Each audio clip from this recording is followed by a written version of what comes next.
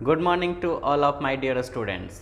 स्वागत है आपका हमारे यूट्यूब के चैनल चैलेंजर्स यूनिक क्लासेज में। ठीक है, पिछले वीडियो में हमने कुछ चीज़ें पढ़ा था। जैसे फिजिक्स में हमने क्या पढ़ा था, लाइट को मैंने वेव तक मान लिया था। ठीक है, और इस चैप्टर का नाम भी था कि हाइगेंस का वेव थ्योरी हमको पढ़ना है इस चैप्टर में।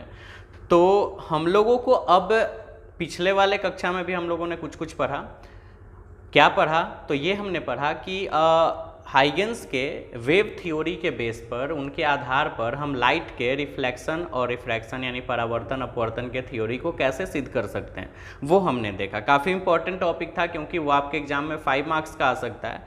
और फिर आगे का आज का जो चीज़ है, आज का जो आपका लेक्चर है वीडियो में, जो ये इस चैप्टर का लास्ट टॉपिक रहेगा और फिर इसके बाद ये चैप्टर ख़त्म हो जाएगा और फिर हम लोग अगले चैप्टर में चलेंगे, वेव ऑप्टिक्स के सेकंड चैप्टर में, जिसमें हम लोग इंटरफेरेंस यानी व्यतिकरण के बारे में पढ़ेंगे। तो वो तो अगले क्लास में हम लोग पढ़ेंगे या उसके अगले क्लास में, वो बात का बात है। लेकिन अभी हमको यहाँ पे ये सीखना है कि इस चैप्टर्स में जो मुझे टॉपिक पढ़ना है वो क्या है। तो वो टॉपिक का नाम है तरंगाग्र, जिसको इंग्लिश में वेव फ्रंट बोलते हैं। तो ये तरंगाग्र क्या होता है, काफ़ी इंपॉर्टेंट टॉपिक है, क्योंकि अगर आप हाइगेंस का थ्योरी पढ़ रहे हो और उसमें अगर आप तरंगाग्र यानी वेव फ्रंट का नाम नहीं जानते हो और उसके बारे में नहीं समझ पाते हो, तो फिर हाइगेंस के थ्योरी पढ़ने का कोई मतलब नहीं रह जाएगा। साथ ही हम आपको एक और चीज़ बता दें कि तरंगाग्र के अलावा इसमें एक और चीज़ पढ़ना है, और वो क्या है, प्रकाश के तरंग का द्वितीयक तरंगिका सिद्धांत, जिसको एक और नाम भी दिया जा सकता है हाइगेंस के द्वितीयक तरंगिका सिद्धांत, यानी हाइगेंस सेकेंडरी वेवलेट थ्योरी का टॉपिक आपको यहाँ पे पढ़ना है। क्या होता है, कैसे होता है, सारा चीज़ को हम लोग यहाँ पे देखते हैं। ठीक है, तो लेट्स बिगिन। कैसे क्या होता है, सारा चीज़ हम लोग स्टार्ट करते हैं यहाँ पे। तो सबसे पहले हम यहाँ नाम दे दें, और वो नाम क्या है, तरंगाग्र। ठीक है, जिसको इंग्लिश में वेव फ्रंट बोलते हैं। क्या है वेव फ्रंट, उसका सारा डिस्कशंस करते हैं। सबसे पहले जो आपके स्क्रीन पे ये डिफिनीशन शो कर रहा है, इस डिफिनीशंस को आप अपने कॉपी में लिख लोगे कि तरंगाग्र क्या है, और फिर उसके बाद अब इसके बारे में बताते हैं कैसे, कि ये किस तरह से हम इसको डिफाइन कर पाएंगे। तो चलो डिफाइन के दौरान अगर देखा जाए तो सबसे पहले ये समझ लो, तरंगाग्र क्या है, एक काल्पनिक तरंगाग्र एक काल्पनिक पृष्ठ है। पृष्ठ यानी सतह, यानी वर्चुअल, ये एक वर्चुअल सरफेस है, काल्पनिक पृष्ठ। यानी ये ओरिजिनली में हम लोगों को समझाने के लिए एक काल्पनिक सतह, काल्पनिक पृष्ठ, वर्चुअल सरफेस का इमेजिन करवाया गया है कि हम इस टॉपिक को बहुत अच्छे से समझ लें। क्योंकि लाइट, अगर किसी सोर्स से लाइट ऐसे निकलता है वेव के फॉर्म में, तो वो चारों डायरेक्शन में डिस्ट्रीब्यूट हो जाता है। और किसी रूम में अगर हम उस लाइट को जलाए हैं तो वो लाइट हर एक उस पॉइंट पे जाता है, हर एक उस पॉइंट पे चला जाता है जहां नहीं भी जाना चाहिए। यानी लाइट हर एक पार्टिकल्स के पास पहुंच जाता है। तो किस तरह से पहुंचता है, कैसे पहुंचता है, इसी चीज को स्टडी करने के लिए, समझने के लिए टॉपिक बनाया गया है तरंगाग्र, जिसको इंग्लिश में वेव फ्रंट बोलते हैं। इसका एक हिंदी नेम है, इसको समझने के लिए मैंने क्या बताया कि तरंगाग्र एक काल्पनिक पृष्ठ है।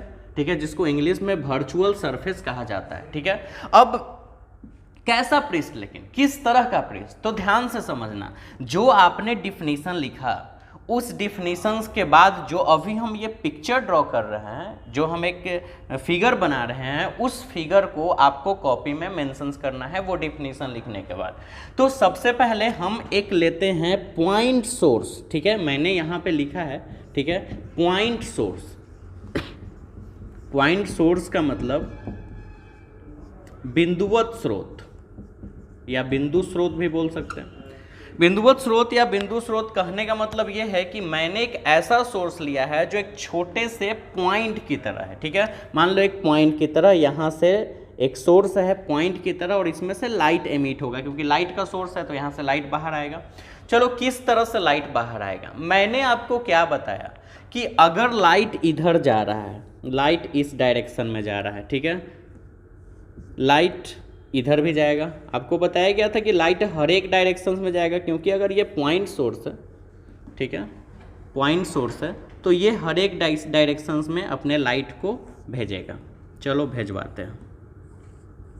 इतना ही रे थोड़े निकलेगा, अनलिमिटेड रे निकलेगा। लेकिन कितना बनाया जा सकता है ना, बहुत सारा होता है, अनलिमिटेड हो सकता है। तो हम लोग ज़्यादा रे ना बना के इतना रे बना लिए। और इस सोर्स से हर एक डायरेक्शंस में 3D व्यू देखना है। ऐसा नहीं कि सिर्फ इधर ही जा रहा है, इधर जा रहा है, ऊपर जा रहा है, नीचे जा रहा है, इधर भी आ रहा है, इधर भी, क्योंकि बस इधर इधर हवा में वो लाइन खींचना पॉसिबल नहीं है, तो इधर भी, क्योंकि अगर एक बल्ब है, एक छोटा सा बल्ब है, तो इस बल्ब से सिर्फ इधर इधर इधर इधर 4 डायरेक्शन में थोड़े लाइट जाएगा, हर एक डायरेक्शन में 3D व्यू हर एक डायरेक्शन में जाएगा। आप एक बॉल जल रहा है तो उस बॉल से सिर्फ 4 डायरेक्शंस में रेडिएशन थोड़े निकलेगा, हर एक डायरेक्शंस में, है ना। यानी यहाँ तो यहाँ भी, यहाँ भी, यहाँ भी, यहाँ भी, ऐसे ऐसे सब जगह, नीचे भी निकलेगा। और अगर ऊपर से बल्ब ही आपके पास है, बल्ब अगर कवर्ड ना किया हुआ रहे, ऊपर से तो कवर्ड रहता है, अगर वो कवर ना किया हुआ रहे, बस एक बल्ब को एक किसी मीडियम में बंद कर दे, शीशा का एक मीडियम जो कि चारों तरफ से वो ट्रांसपेरेंट हो, पारदर्शी, तो आप देखोगे कि लाइट हर एक डायरेक्शन में निकल रहा है। ऐसा नहीं कि सिर्फ एक डायरेक्शन में, इधर इधर इधर इधर इधर इधर भी, उधर भी, उधर भी, हर एक डायरेक्शन में निकलेगा, एक 3D व्यू देख। तो ऐसा ही मान लेते हैं कि यहाँ पे लाइट हर एक डायरेक्शन में, उधर भी जा रहा है, पीछे भी, इधर इधर इधर सब डायरेक्शंस में लाइट जा रहा है। तो जब हमने क्या बताया कि एक पॉइंट सोर्स से चारों डायरेक्शंस में इक्वली लाइट निकलेंगे, हाइगेंस ने यह भी बताया कि अगर किसी सोर्स से अगर प्रकाश की किरण यानी रे ऑफ लाइट निकलती है तो वो हर एक डायरेक्शंस में, किसी एक मीडियम के हर एक डायरेक्शंस में वो सेम वेलोसिटी के साथ मूव करेगी।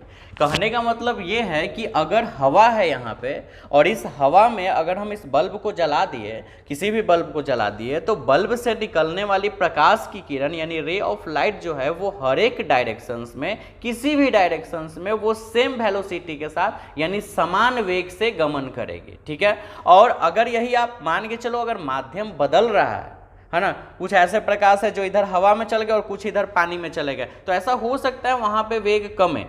लेकिन अगर एक ही मीडियम में अगर सारे प्रकाश निकल के चल रहे हैं तो वहां पे वेग जो होगा वो समान होगा, यानी वो समान कला के रूप में चलेंगे। अब आप सोचोगे कि ये समान कला क्या होता है?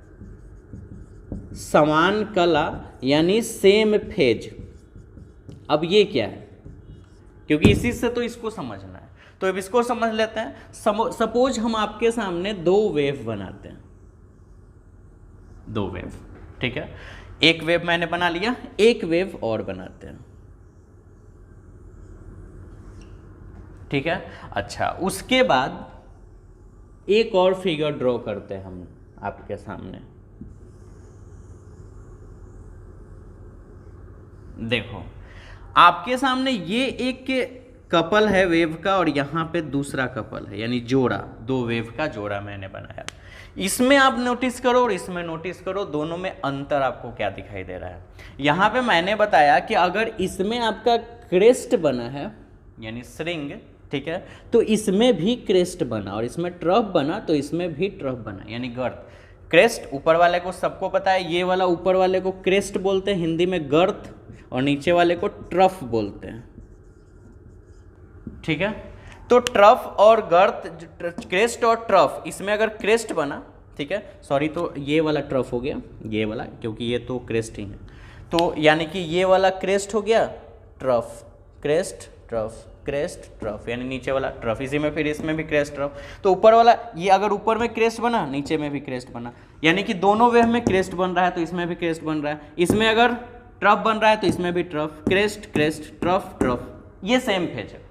यानी सेम फेज वेव का कहने का मतलब क्या है कि अगर एक वेव में क्रेस्ट प्रोड्यूस्ड हुआ है, यानी वो मैक्सिमम डिस्प्लेसमेंट अपर डायरेक्शन में ट्रैवल कर रहा है, तो दूसरा वेव भी उसी तरह से हो जाए, तीसरा भी उसी तरह से जाए, चौथा भी उसी तरह से जाए, यानी जितने भी वेव हैं वो सारे, अगर एक वेव क्रेस्ट बना रहे तो सारे वेव क्रेस्ट बनाए, और अगर एक वेव ट्रफ बना रहे तो सारे वेव ट्रफ बनाए, तो ऐसे वाले को सेम फेज बनेंगे बोलेंगे। लेकिन यहाँ पे आप देखो, एक क्रेस्ट बनाया, दूसरा ट्रफ बना दिया, और दूसरा ट्रफ बनाया तो पहला ये वाला क्रेस्ट बना दिया। यानी कहने का मतलब यह है कि क्रेस्ट ट्रफ के कारण ही हम लोग सेम फेज और डिफरेंट फेज को समझ सकते हैं। अगर किसी 2 या 2 से ज्यादा, 2 और मोर देन 2 वेव्स में, ठीक है, यानी तरंग में 2 या 2 से ज्यादा तरंग, यानी 2 और मोर देन 2 वेव्स में अगर क्रेस्ट, सारे में क्रेस्ट बन जाए, इक्वल इक्वल, यानी इसमें अगर क्रेस्ट बने तो दूसरे में भी क्रेस्ट, तीसरे में भी क्रेस्ट, चौथे में भी क्रेस्ट, तो 2 वेव को भी आप ले सकते हो, 3 वेव, 4 वेव, आप कितना भी वेव को कंपेरिजन कर सकते हो। अगर क्रेस्ट के साथ क्रेस्ट बन रहा है तो वो सेम फेज, और क्रेस्ट के साथ अगर ट्रफ बन जाए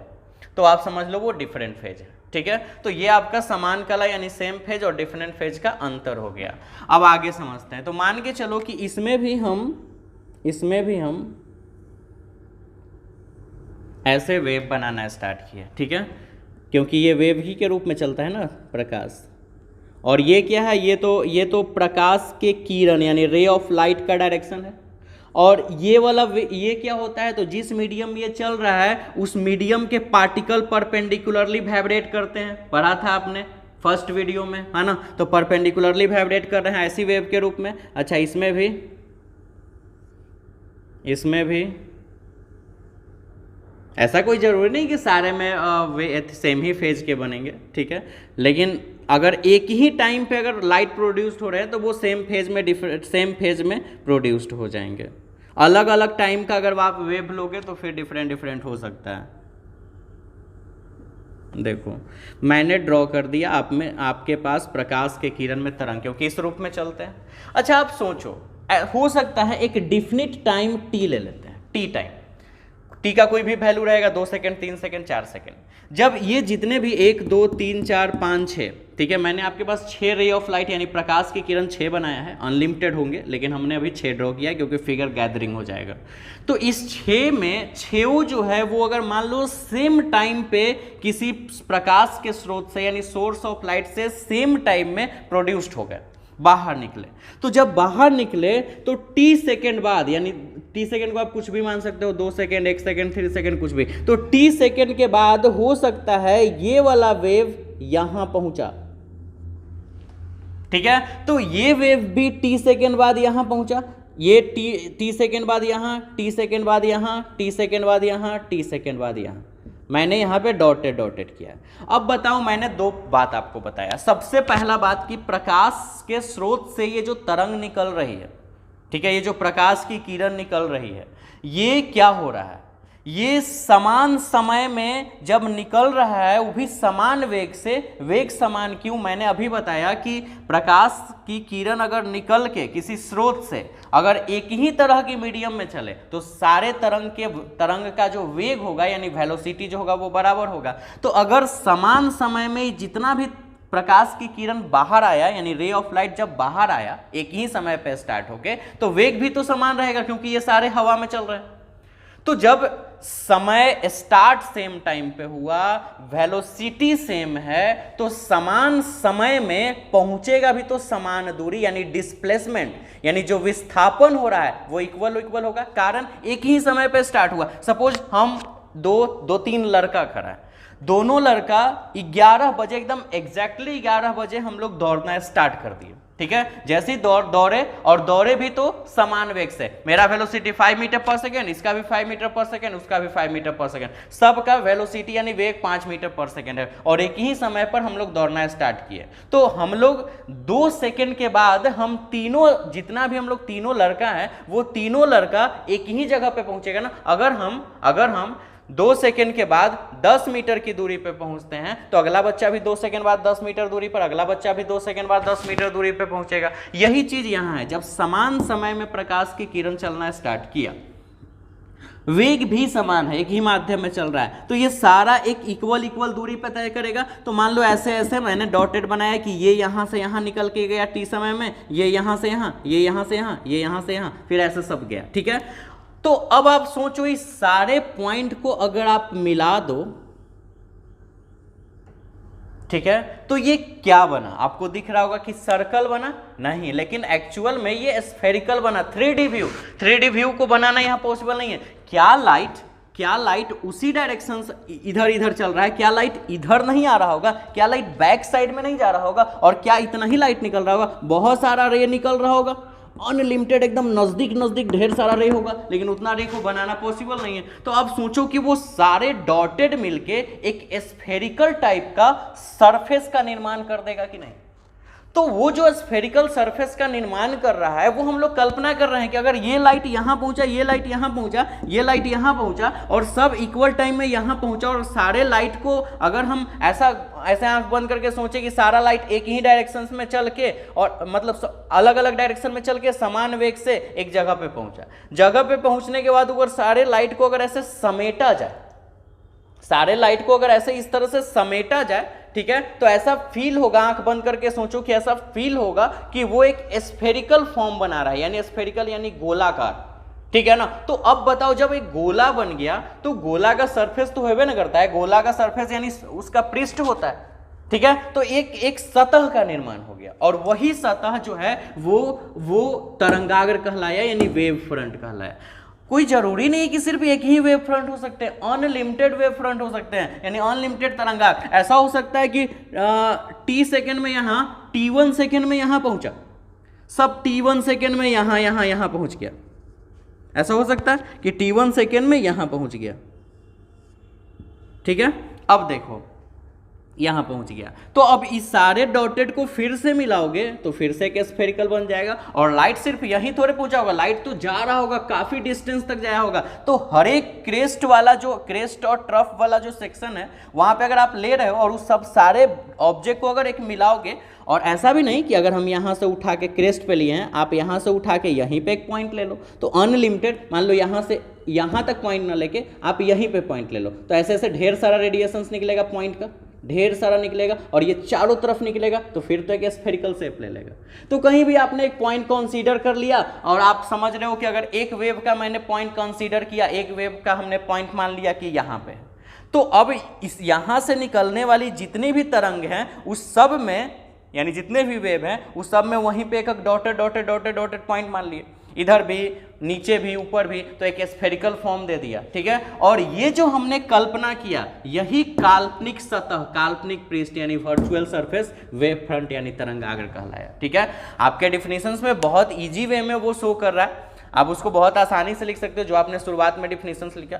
उसके बाद ये आपको फिगर ड्रॉ कर लेना है, समान कला और असमान कला, सेम फेज और डिफरेंट फेज का मतलब समझ गए। समान कला मतलब अगर मान लो दो तरंग है यानी दो वेव या तीन तरंग या चार तरंग यानी दो या दो से अधिक, टू और मोर देन टू, तो क्या करोगे आप, देखोगे कि अगर पहले में क्रेस्ट बन रहा है तो दूसरे में भी क्रेस्ट बनना चाहिए, तीसरे में भी क्रेस्ट, चौथे में भी क्रेस्ट। अगर ऐसा हो रहा है, ठीक है, अगर क्रेस्ट बन रहा है तो आप समझ लो सारे में अगर क्रेस्ट बन रहा है तो सेम फेज। अब कोई जरूरी नहीं कि क्रेस्ट ही, अगर एक में ट्रफ है और दूसरे में भी ट्रफ है, सारे में ट्रफ ही ट्रफ बना हुआ है, सेम, तो उसका मतलब वो सेम फेज में। लेकिन अगर एक क्रेस्ट है और दूसरा, मतलब एक क्रेस्ट हुआ, मान लो ऐसे सपोज ऐसे मान लेते हैं एक क्रेस्ट है और दूसरा वेव जो है वो ट्रफ, देखो ये नीचे की ओर ये ऊपर की ओर, तो अगर ऐसे होता है तो इसका मतलब है कि ये सेम फेज में, लेकिन ऐसे हो जाए तो ये डिफरेंट फेज में हो जाता है। तो ये सेम फेज का यहाँ पे मतलब है हमको सेम फेज में, यानी एक सोर्स से जो भी प्रकाश निकलेंगे सेम टाइम पे वो सारा सेम फेज में चलते जाएंगे, और सारे सेम फेज में चलने के बाद हम कहीं भी एक पॉइंट कंसीडर करेंगे तो उससे निकलने वाली जितनी भी प्रकाश की किरणें हैं यानी जितनी भी तरंगे हैं वो सारे के लिए एक एक पॉइंट कंसीडर हो जाएगा। और सबको अगर हम कल्पना करके ऐसे जोड़ेंगे, सोचेंगे, हाइपोथेटिकल अगर सोचा जाए, ठीक है, तो वो जो सोचने वाली चीज है वो आपको स्फेरिकल फॉर्म में दिखाई देगा, गोलीय रूप में, ठीक है। और वही गोलीय सतह जो आपको मिला वो आपको तरंगाग्र यानी वेव फ्रंट के नाम से जाना गया। यानी कि वेव फ्रंट, तरंगाग्र जो है वो एक सरफेस है, एक वर्चुअल सरफेस है, काल्पनिक पृष्ठ है जो कि इथर पार्टिकल्स को टच करता है। इथर पार्टिकल्स को टच करने वाली वर्चुअल सरफेस, डिफिनीशन में ये लिखवाया हुआ है। अब आप सोचोगे कि इथर पार्टिकल्स क्या है, तो शुरुआत में जब हम आपको हाइगेंस का थ्योरी बता रहे थे तो मैंने क्या बताया, हाइगेंस के थ्योरी में बताया गया था कि लाइट जो होता है वो किसी भी हाइपोथेटिकल मीडियम में चल सकता है, यहां तक कि तो मीडियम ना रहे तो भी चल लेता है। तो हाइपोथेटिकल मीडियम मतलब अगर हम काल्पनिक भी कर लेते हैं, एक परिकल्पना कर लेते हैं, मान लेते हैं कि एक मीडियम है तो उस मीडियम में भी लाइट चल जाएगा, है ना। जैसे कि अगर हम वैक्यूम अंतरिक्ष को मान ले कि एक मीडियम है तो वहां पे भी चल ले रहा है, और अगर हम हवा को माने, पानी को माने, यानी हर एक वो जगह जहां पे आपको ट्रांसपेरेंट मिल रहा है, पारदर्शी, वहां पे लाइट ट्रैवल कर सकता है, लाइट ट्रांसमिट हो सकता है, लाइट यहां से वहां जा सकता है। तो वैसे जो हमने परिकल्पना किया, ऐसा सोचा गया कि आप सोचो कि सूर्य काफ़ी दूर है और वहाँ से लाइट निकल के हमारे धरती पे आ रहा है। धरती का अपना एटमॉस्फेयर है, लेकिन उससे पहले तो वैक्यूम है, यानी स्पेस है, आपका अंतरिक्ष है जहाँ पे कुछ भी नहीं है, फिर भी लाइट कैसे ट्रैवल कर रहा है। तो फिर हाइगेंस ने वहाँ पे एक हाइपोथेटिकल मीडियम माना, परिकल्पित मीडियम माध्यम माना, जो सिर्फ परिकल्पना किया गया, माना गया कि वहाँ पे एक माध्यम है और उस माध्यम का नाम रखा, उस माध्यम के कण का नाम रखा गया इथर कण, यानी इथर पार्टिकल्स, इथर कण के नाम से जाना गया।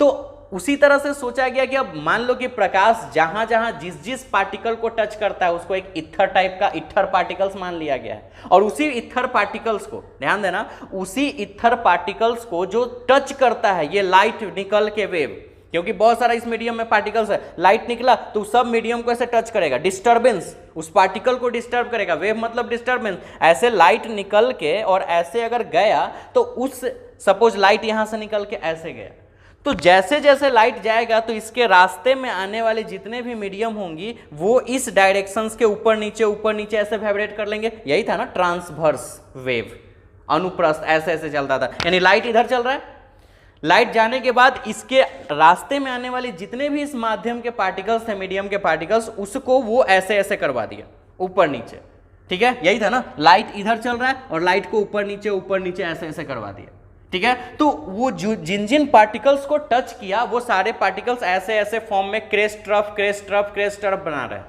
यानी कि अब सोचो, क्या वो पार्टिकल को लाइट टच किया? तो जरूर लाइट पार्टिकल को टच किया, तभी तो लाइट पार्टिकल को टच करने के बाद पार्टिकल को वाइब्रेट कर दिया। तो जब टच किया तो टच करने के बाद जितने भी पार्टिकल्स थे वो वाइब्रेट कर दिए, और ऐसे ऐसे बहुत सारे रे जो है वो हर एक तरह के पार्टिकल्स को टच किए, इक्वल डिस्टेंसेस पे टच किया, और मैंने एक सरफेस जनरेट कर लिया, और उस सरफेस का हम लोग नाम रख लिए तरंगाग्र यानी वेव फ्रंट, जिसको बोला गया कि एक काल्पनिक पृष्ठ है यानी वर्चुअल सरफेस। यानी अब आप समझ गए होंगे, एक बार फिर से इसको रिमाइंड करवाते हैं। देखो ध्यान से समझो, थोड़ा सा कंफ्यूजन वाला चीज है लेकिन आपको समझ में आएगा। मान लो लाइट हमने क्या एक मीडियम मान लिया यहाँ पे, ठीक है, लाइट इस सोर्स से निकल के ऐसे सीधे जा रहा है, ठीक।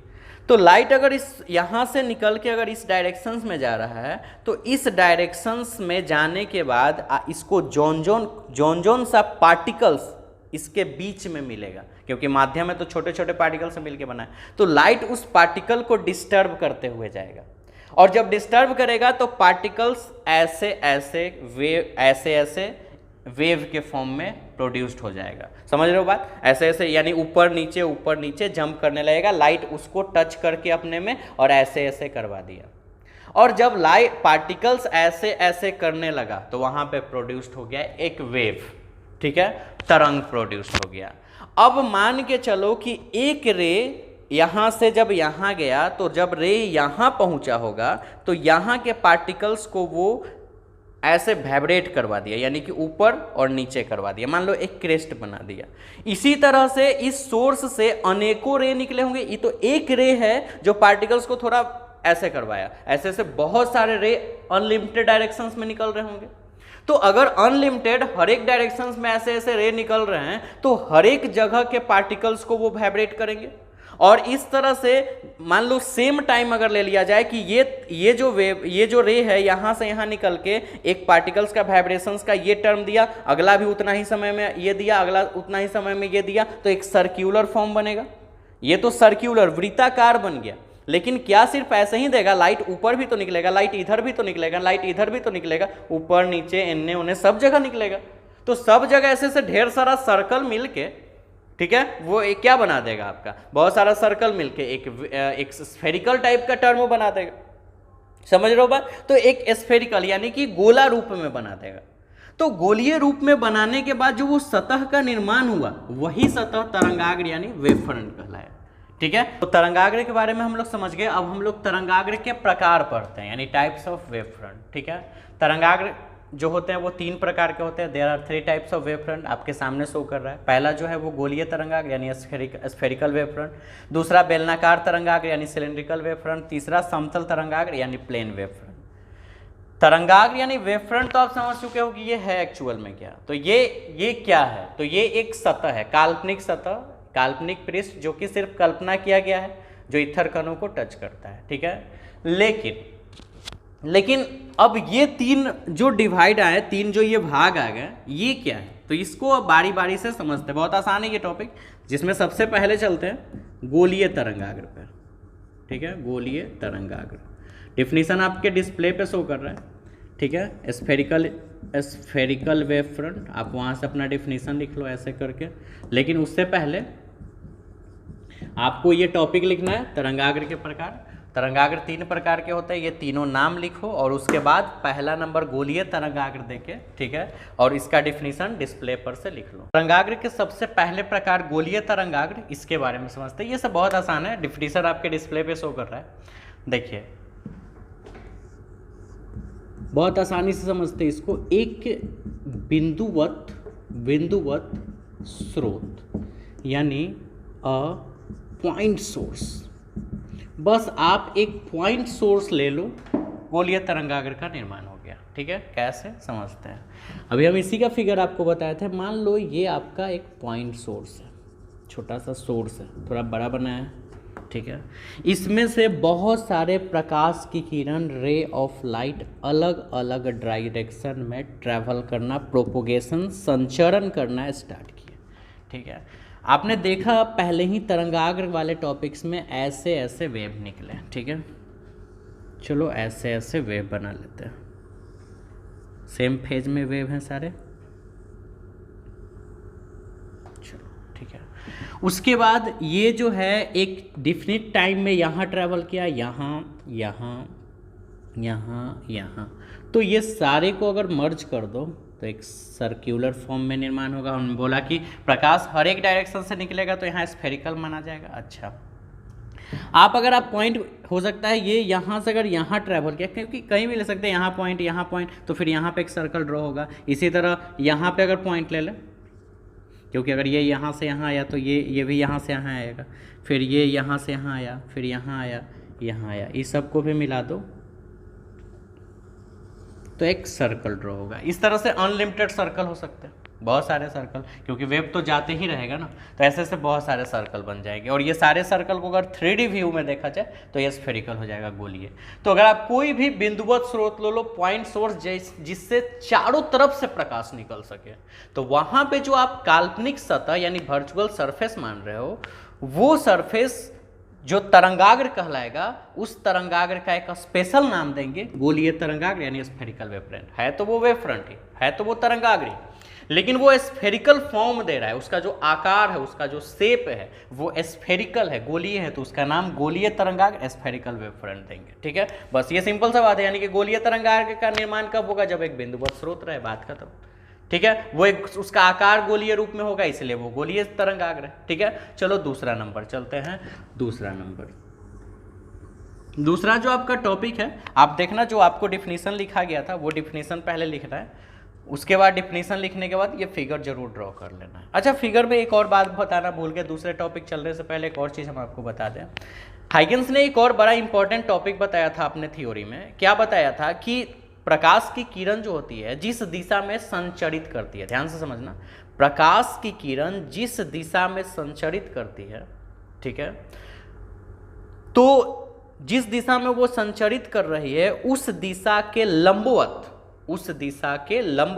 तरंगाग्र उत्पन्न होता है। वापस फिर से सुनो, मैंने क्या बोला, प्रकाश की किरण जिस दिशा में संचरित होती है, जैसे प्रकाश की किरण इस दिशा में संचरित हो रही है, तो जो तरंगाग्र बनेंगे वो उसके लंबवत बनेंगे।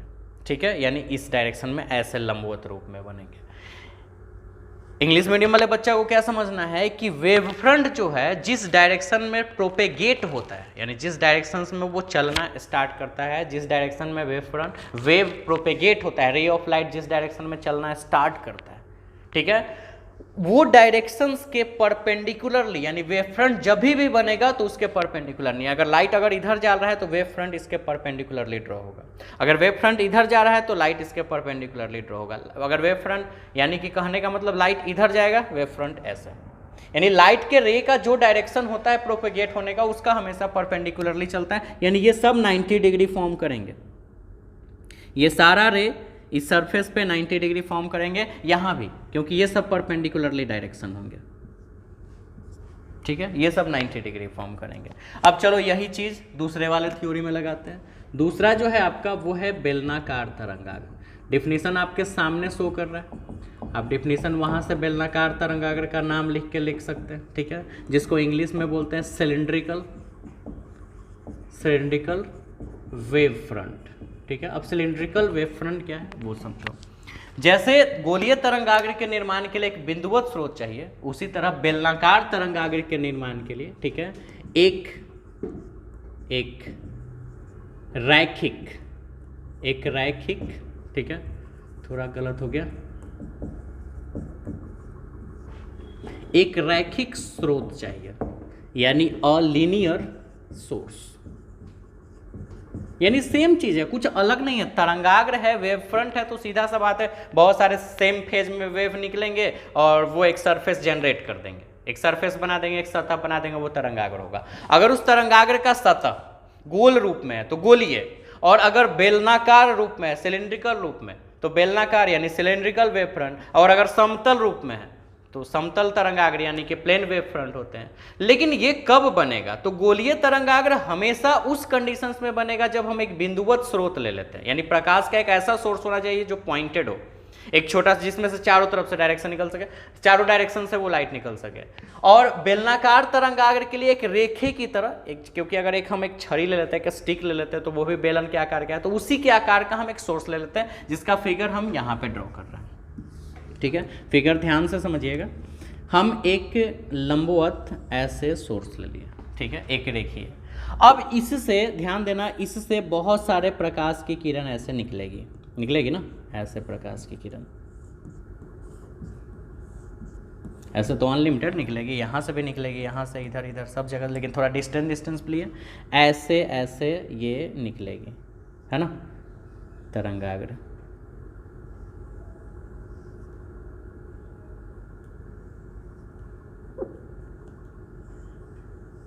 ठीक है,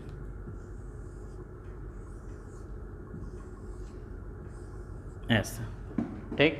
अब देखिए, इसमें देखने वाली बात क्या है कि जब ये यहाँ पहुँचा तो ये यहाँ पहुँचा, यहाँ पहुँचा, यहाँ पहुँचा, इधर भी पहुँचा होगा, सब ढेर सारा तरंग निकला होगा। तो इस सब को अगर आपस में मिलाया जाए, इधर भी तो निकल रहा होगा ना बहुत सारा, क्योंकि इधर भी लाइट निकल रहा होगा, यहाँ से भी ऐसे निकल रहा होगा। अच्छा चलो, ये निकला। उसके बाद क्या लाइट इधर नहीं आ रहा होगा, इस साइड में, इस डायरेक्शन में भी आ रहा होगा, उधर भी जा रहा होगा, तो ये एक ऐसे स्फेरिकल शेप लेगा, क्योंकि वो समझ रहे हो ना, वो इधर भी लाइट निकलेगा, उधर भी लाइट निकलेगा, सारे डायरेक्शंस में लाइट निकलेगा, तो ये एक इस तरह का शेप देगा, क्योंकि ये तो एक सीधा दो रेखा हो गया, और वहाँ पे एक सर्क्यूलर आकार, इस तरह से सर्क्यूलर, क्योंकि ये इस तरह से इधर भी लाइट निकलेगा, तो एक ऐसे शेप देगा, उधर भी पीछे एक ऐसे शेप देगा, और इधर तो लीनियर नहीं रहा है, तो यही तो है सिलेंडर का शेप। तो यहाँ पे जो वेव फ्रंट का निर्माण होगा वो एक सिलिंड्रिकल वेव फ्रंट होगा। ये बन गया आपका सिलिंड्रिकल वेव फ्रंट, ठीक है। तो कुछ नहीं करना है, वेव फ्रंट को बनाने के लिए अगर आपको गोलीय बनाना है, एक बिंदुवत पॉइंट सोर्स ले लो, सिलिंड्रिकल लेना है, एक रेखीय लीनियर सोर्स ले लो, जैसे ट्यूब लाइट लंबा सा होता है, उससे सिलिंड्रिकल बन जाएगा। एक बल्ब ले लो, चारों तरफ से लाइट निकलता है, वो स्फेरिकल हो जाएगा, ठीक है। और अब है तीसरा नंबर, देखो तीसरा है लास्ट, जिसका नाम है समतल तरंगाग्र। डिफिनीशन आपके डिस्प्ले पे है ना, प्लेन वेव फ्रंट। अब प्लेन वेव फ्रंट क्या है वो समझते हैं। तो प्लेन वेव फ्रंट को समझने से पहले एक बात समझ लो कि कोई भी सोर्स ले लो, आप देखिए हो प्रकाश की किरण को अगर अनंत से लाया जाता है, इनफाइनाइट से अगर प्रकाश की किरण, यानी सूर्य ही है, तो वहां से जो प्रकाश की किरण हम लोग लाते थे लेंस या मिरर पे, याद करो, तो वो पैरेलल लाते थे, समतल। क्योंकि अगर दो प्रकाश की किरण को काफी डिस्टेंस से लाया जाता है तो हम उसको मानते हैं कि वो सारा एक पैरेलल फॉर्म में आ रहा है, वो एक समानांतर रूप में आ रहा है। तो आप ये सोर्स या कोई भी दुनिया का कोई भी सोर्स, प्रकाश का सोर्स यानी लाइट, सोर्स ऑफ लाइट, प्रकाश का कोई भी स्रोत को काफी अधिक दूरी पर रख दो, चाहे ये हो चाहे ये हो, तो वहां से प्रकाश, काफी दूर से प्रकाश अपने पास आते आते पैरेलल फॉर्म में माना जाता है, समानांतर रूप में। तो वहां जो तरंगाग्र बन रहा है वो समानांतर है, यानी ये प्लेन समतल तरंगाग्र, सॉरी। तो यानी कहने का मतलब क्या है कि समतल का कुछ स्पेशल कंडीशन नहीं है। आप कोई भी सोर्स ले लो, आप ट्यूबलाइट ले लो, आप बल्ब ले लो, आप एलईडी, कुछ भी ले लो, कोई भी बल्ब ले लो, कोई भी लाइट का सोर्स ले लो, उसको थोड़ा ज्यादा डिस्टेंस पे रख दो। तो ज्यादा डिस्टेंस पे रखने के बाद वो ऐसे काफी दूर से पैरेलल रे ऑफ लाइट आएगा, पैरेलल रे ऑफ लाइट आएगा। और ये पैरेलल रे ऑफ लाइट जो है, ठीक है, वो एक प्लेन वेव फ्रंट का निर्माण करेगा, क्योंकि वो ऐसे बनेगा, वो इस शेप में बनेगा, ठीक है।